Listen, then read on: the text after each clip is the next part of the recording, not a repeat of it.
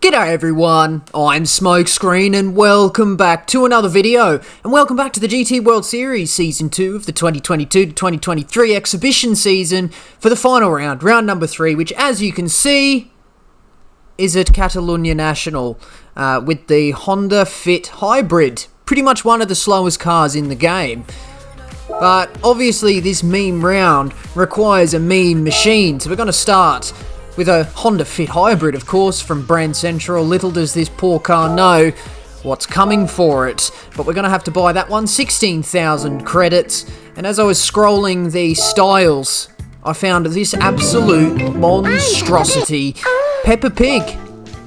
How good. We're going to slap that bad boy on the car.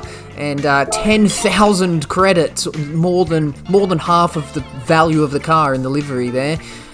We obviously had to put the appropriate wheels on, which of course are the ugliest wheels I could find for this particular car, the WPS Kent Royal by Enki, but the dark chrome didn't work, so we're going to choose one of the Peppa Pig colours and make this car as ugly as we possibly can, which I think I'm doing to some extent. So we've coloured those wheels absolutely perfectly, but it's missing something.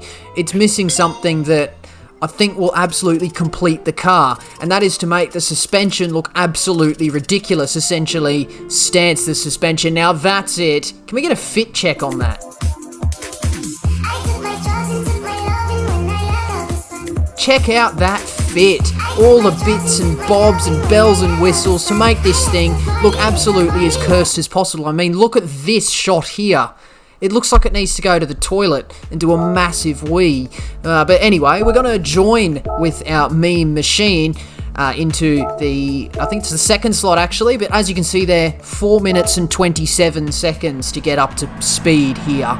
Now unfortunately, the balance of performance did remove my suspension tune, but we've still got the hilariously ugly Peppa Pig livery. We're going to head out for qualifying. We're going to start our first qualifying lap here, and I can confirm it is genuinely 4 minutes practice. I didn't actually do any practice leading up to the footage you've just seen. So we're truly going in blind, and as you can see, I take way too much speed into turn number 8 it is now, instead of turn 13, and we end up running a bit wide. We're going to get through this disgusting chicane and get gifted a 1 second penalty on a silver platter. So we're going to have to serve that, but actually no, we don't serve that on the same lap. It invalidates the lap it invalidates the lap if you cross the line with a penalty, and then when we were coming up to serve the penalty, it invalidated the lap because the penalty serving line, the penalty gates are after the finish line. So you get a penalty on your first flying lap, that's your entire qualifying session ruined, and you're likely to get a penalty at the end at the chicane where you don't quite have enough time to quit back to the pits and do another out lap before the timer runs out.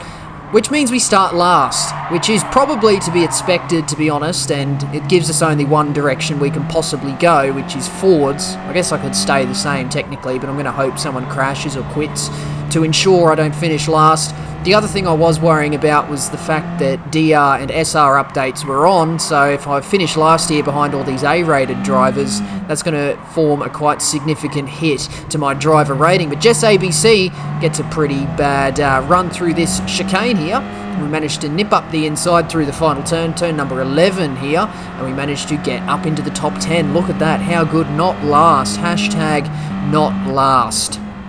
By the time we get into turn 1, though, we're going to have to make sure that Jess is not close enough to go for a turn move. They do. They send it up the inside, side by side, a bit of contact at turn 1, but we managed to keep the inside for turn 2. And let's see if we can defend this position. Make sure you don't run too wide because you can get a penalty cutting turn 3, and you do not want to get that at all. So we managed to run up the hill towards is it Campsa? I think it's Campsa. Heading through here. This is turn 4 now at the national layout, and yeah, Jess gets a poor run through there, which means we are able to cement ourselves into this 11th position. We catch up to a couple more cars. We've got Smush Doof serving a half-second penalty, and we've come up behind V-Man. I mean, listen to V-Man's exhaust there. I think V-Man's got a racing exhaust on there, which makes it sound interesting, but I don't think it impacts performance. We get past Smoosh serving the penalty. We get past V-Man at turn 1. We do send it in quite deep, actually, and try and get it rotated. A little bit of a strange elevation change and undulation through turn 1, making it quite difficult to actually stick close to that apex and carry the speed through there. but I think that's rather successfully up into 8th position. From last on the grid, I guess it's not too much to complain about so far. Let's see how we get through the chicane on lap number 8 here. We cut a lot of that second part and run quite wide through the exit, and I think that's going to be enough to get us a half-second penalty, which is not going to be good because heading on to the penultimate lap, a penalty is not what you want, especially if you've got the likes of V-Man behind, who is ready to capitalise should I make a mistake, and I think I've made another and got myself another 1 second penalty, or another half-second penalty for a total of 1 second, and because we were serving that half-second, we are also going to serve the second half-second for a full second, and that's enough to get V-Man back through, if you will manage to follow that bit of commentary there. By the end of the lap, we did catch back up, but through this final section, there's not too much in the way of overtaking opportunities unless you go full kamikaze dive bomb into the chicane here. The last thing I could possibly hope for is a really good run out of the exit there, although I was worried I cut that final part of the apex, and I indeed did. That half-second penalty means, indeed, I'm not going to be finishing 8th. I'm going to be finishing 9th today, only ahead of Jess and Smoosh. Little bit of a disappointing first race there, to be honest, but I'm just getting up to speed, trying to suss out the car. It's a very low-powered car, so it's actually not that difficult to drive, but the FFs do have a bit of a strange quirk we'll talk about later. But in this second qualifying session, or the qualifying session for the second slot that I did, I decided to go ahead and get another penalty, which of course means my entire qualifying session is ruined, which of course means I'm starting last once again. Behind V-Man, behind the weapons, Smoosh Doof is in 8th and Joshua's 888 is up in 7th. We managed to catch up to the back of V-Man by the end of lap 2 at the chicane. Weapons is going to serve a penalty. Joshua's 888 is going to serve a penalty. You may have briefly seen that as we move past V-Man, hashtag not last, into the top 10. We get past Weapons as they serve their penalty, and we've gained 2 positions there in about half a lap or a quarter of a lap or so. And of course, by the next time around, Joshua's is going to serve his half-second penalty, and I'm going to get a 1 second penalty for hitting those track limits a bit too hard. And we managed to get past Joshua, and we're going to look down the inside of Smoosh here. We send it in late on the brakes, and it's a bit of a sloppy move. I was just too late there. I end up smashing Smoosh wide, smooshing Smoosh wide, and lose a further position to Josh. And because I was just all over the shop, I just let off the throttle, let Weapon go back through, and before anyone gets up me, I apologise to Smoosh for that one. We're going to have to serve this 1 second penalty. The Weapon has got himself a 1.5 second penalty as he ducks down the inside of Joshua at the final turn. I'm going to serve my penalty on this occasion. I don't think Weapons is going to serve their penalty a little bit later on as V-Man makes his way back past and we're down into last. Check this out up ahead, because this forms the start of a little bit of a rivalry between V-Man and Joshua's, with a little bit of contact on the way through, maybe a little bit of a bump and run, nothing too major, but Joshua's thought otherwise as he sends it in for the absolute dive bomb, the punt of the century, sends V-Man into the gravel. I mean, it looks like he's about to roll his car there, which I wouldn't be surprised. And as for our friend Joshua, you're caught in 4K, mate.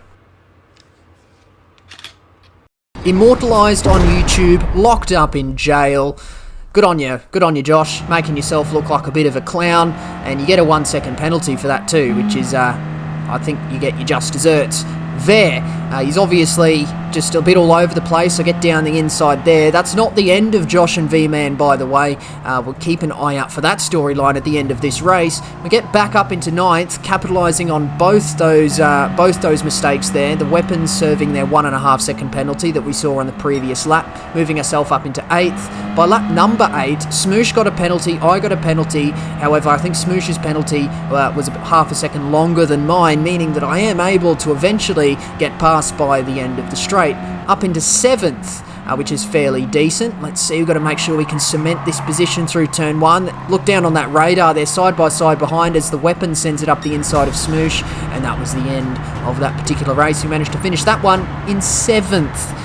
But I said that wasn't the end of V-Man and Joshua's. It definitely wasn't, because it continued in the chat afterwards with V-Man quite, fairly saying you play like a brat, because Joshua definitely overreacted and I wasn't having any of it. I was putting my 2 cents in. Absolutely un-Australian. How's that for an insult, hey? You don't want to be called un-Australian. But then Josh just takes it too far here. He puts a slur in the chat, and I do apologise for anybody watching, but yeah, that was too far. Personally, I wasn't offended, really, but I knew because it was a slur, I could report it to PlayStation and he would likely be banned. So that's exactly what I did. I reported it and the said slur got sent through to PlayStation, confirmed by this. I didn't expect this, right? I ended up getting a notification saying it had been submitted. 15 minutes later, I got this, that it breached the code of conduct and appropriate action has been taken. Oh, Joshua, mate, you've absolutely clowned yourself. See you later. Good riddance. And it is immortalised on Smokescreen's YouTube channel. Tell your grandkids about that one, viewers. But moving on. We're going to do the next slot here. And we're actually going to finally set a qualifying times. We're finally going to go through what a lap looks like at Catalunya National. This is turn 1, so it actually loops around. You go halfway down the main straight, it loops around and joins back in at the turn 7-8 complex, Wraith, I think it's called, on the full track. And it loops back around, and then you complete the rest of the track as normal with the chicanes. There's no variant of the National without the chicane like there is of the full circuit without the chicane. Just the National turn 1 and the chicane at the end. Turn number 4, which is Campsa, normally turn number 9 at the full track, is flat out in this car. And then you have a strange technique at the hairpin or a lot of the lower speed corners. There's a strange mechanic in Gran Turismo 7. If you're driving an FF car and you slam well, you don't slam, but if you like overlay and blend your throttle and brake, the car turns in a bit better. If you go too hard with it, you'll end up understeering.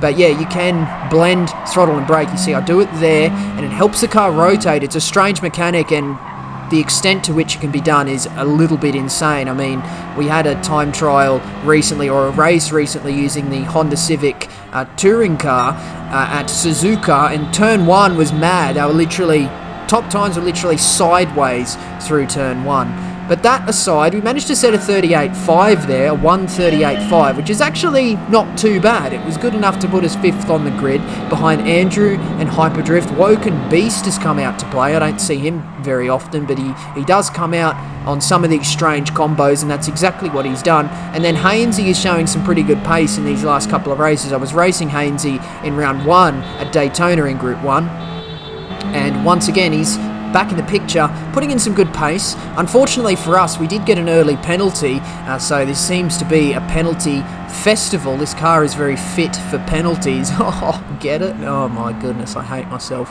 Moving on, Fast Phil ends up capitalising on my said penalty, and I'm dropping down to 6th. There's a couple more players in this one. We've got a grid of 13, which is nice. Hyperdrift has a half-second penalty there, and kind of all the group bunches up here. They're almost 2x2 heading into turn 6 and 7. This is Bank de Sabadell, which I think is how you pronounce it. Fast Phil gets through there nicely. We're just waiting for Hyperdrift to essentially serve this penalty. Looks like Woken Beast and Hainsey are going side by side into turn 8 here, so this could lead into an incident and lead to a gain of position. Hainsey's running out wide. It's going to leave him narrow for the chicane, but they navigate that okay. Woken Beast manages to settle in the final podium position. But Hyperdrift is going to serve that half-second penalty. Hainsey ends up with a half-second penalty in all that calamity. We managed to get down the inside of Hyperdrift, who I think is the culprit for all the horn slamming and horn spamming you can hear. A little bit deep into turn 1, but it's not enough for anyone behind to capitalise. Lane Everingham behind as well, who almost was able to capitalise on that, but not quite able to on this particular occasion.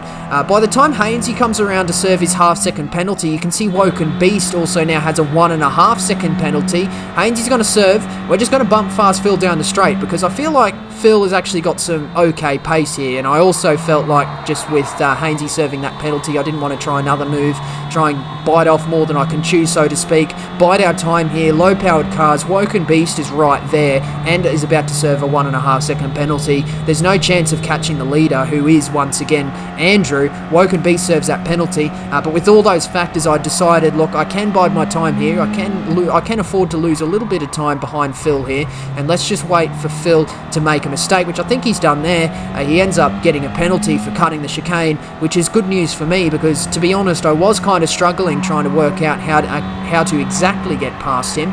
But the opportunity does arise here. Runs a bit wide through turn 4. We managed to get a run side by side down this back straight towards turn 5, towards ᵍᵉᵈᵈᵗ. Of course, I thought, well, I'll just get him when he serves the penalty, but I got an opportunity beforehand. I am on the wrong side, though, so I do get sort of shuffled a little bit wide here, and I've got overlap. Hainsey's up the inside through turn number 6. I'm going to have the inside for 7, though, but because of the nature of these cars, it is definitely possible to hang it around the outside, and Hainsey's done a beautiful job around the outside of Bank de Sabadell, and he is in real contention to take this 4th position off me around the outside of turn 8 as well. It's going to give him the inside of the chicane, and there's nothing I can do now. Hainsey has done an absolutely beautiful job and has absolutely done me, and it would be a perfect move if it wasn't for the fact that he ended up getting a half-second penalty. It was for cutting the first part of the chicane because he entered it narrow, but aside from that,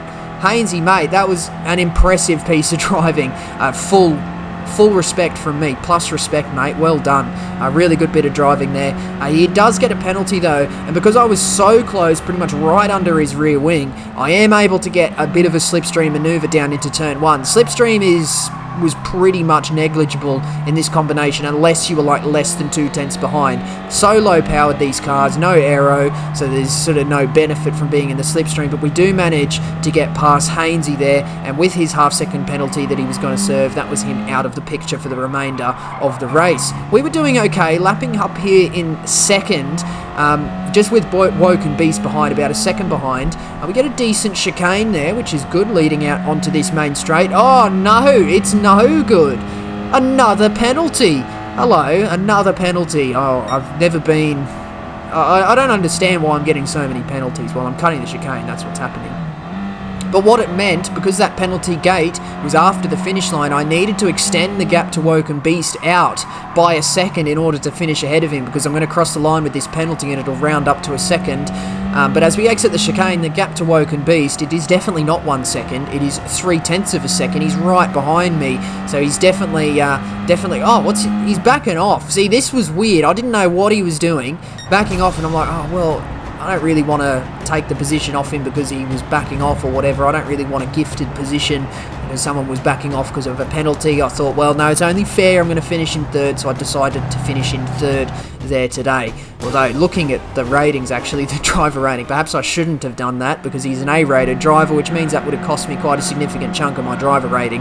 Anyway, that wasn't the last race I did of the day. This was the last race I did of the day. And right out of the box, I've made a huge blunder, not in the race, but in my general life, because I forgot to save the footage of this race. So this is the replay footage you're looking at. Thankfully no black bars like there were in GT Sport, so you can get away with this, but it does mean no time gaps, and I'm on the track map on the MFD instead of the radar, but I guess there's worse choices there. But at the start of this race, I started behind Andrew Lee and ᵍᵉᵈᵈᵗ in this race here, and I had a really good opening lap. I managed to actually close the gap to the pair in the lead, so I finally found the pace for this final race here in this video today. But I do make a slight mistake in ᵍᵉᵈᵗ, just running into ᵍᵉᵈᵉ, and I felt as though I was going to make my apex perfectly, but I felt as though at the time that Lane slowed down a little bit too much, but it doesn't matter. I'm the following car, which means that contact is my fault.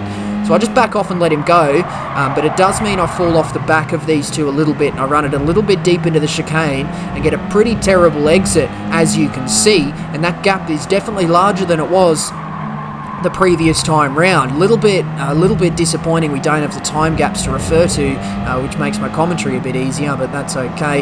Well, of course, we get a half-second penalty. It wouldn't be a Honda Fit race around Catalunya National if we didn't get a penalty. I do get the fastest lap of the race there, a 38.3, which is actually a pretty bloody good lap. I'm definitely proud of that lap there, even though it's not the flagship combination perhaps that we're used to for Nations Cup. I'm still proud of when I managed to achieve some good accolades and milestones there. We served my half-second penalty, which gives Hainsey a look in again. So hello Hainsey once again. He's going to perform the role of a formidable opponent here today. He's almost half looking for a little bit of a move down into turn 1 here, right under my rear wing, but once again, slipstream is so weak around this combination, it's not enough for him to get close enough and send it down the inside of turn 1. Another thing about this car, it is such a low-powered car that the braking zones aren't very long, which makes it difficult to get some of these moves done. Let's head through the chicane on this occasion. He has a strange moment. I looked behind when I was doing the race, and I saw him off the track about now, and I was like, oh, I'll see you later. And then he reappears, so obviously having some connectivity issues, but a bit of a strange moment there, and I thought that would have been the pressure off, but he's going to keep that pressure on, and it actually is quite easy to make a mistake in these cars, because you're sort of kind of trying to keep that rolling momentum up, and when you make a mistake, because they are so low powered, you lose a lot of time, because it takes so long to get that momentum back. Check out the chicane I have here. This is probably the best chicane I managed to get of the day. That gap to Hainsey just opens up. We're going to have a look at that from onboard looking forward. Cut that first part, cut that second part, putting the red sausage straight down the centre of my Honda Fit. Absolutely beautifully. No penalty from that either, and that gap to Hainsey is just opening up. He's definitely out of that slipstream range. Because of that good chicane, we may as well see what that lap time is. A 38.5, another decent lap there. So I'm definitely finding pace, and I've managed to keep in touch with these two leaders here, which is good. Normally, I do find that by the end of these Nations Cup and, or not even just Nations Cup, just GT World Series races, I do fall off the back of people by the end of the race, but it's actually good in some capacity. I can see myself on the back of Andrew and ᵍᵉᵉᵉ in this case. Coming onto the final lap, Hainsey did catch up to me, but he had to serve a half-second penalty. He may have had a go at this third position here if it wasn't for that penalty, so a bit unfortunate for Hainsey, but quite impressed with Hainsey, to be honest, because he had some really good pace, especially in this last race, as did I, to be fair, because we only finished a couple of seconds off the leaders, as you can see, which is a fairly good